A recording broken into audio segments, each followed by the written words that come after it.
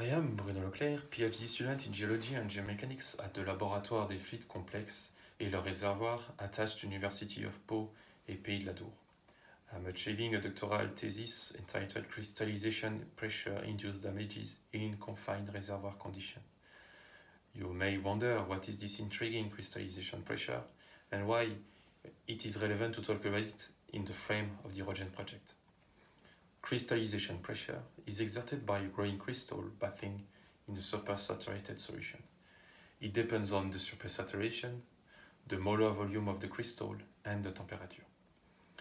The theoretical crystallization pressure value exerted by mineral precipitated in geological settings can easily overpass the strength of the confined rock and fracture it.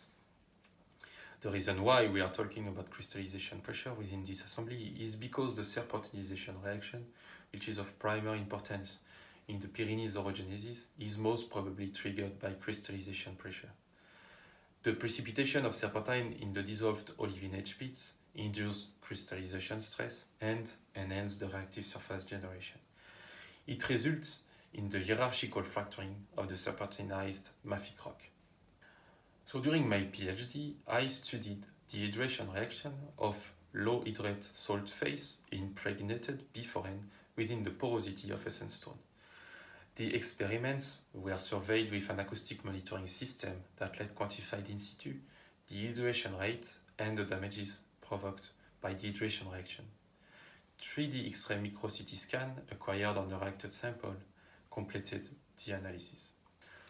Up to a confining pressure of 10 MPa, which is nearly equal to a 400 meter deep burial, I relocated acoustic emission induced by crack initiation and propagation.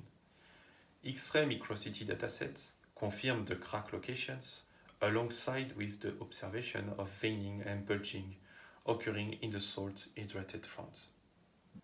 So to conclude, experimental work confirmed the occurrence of crystallization pressure in geological settings.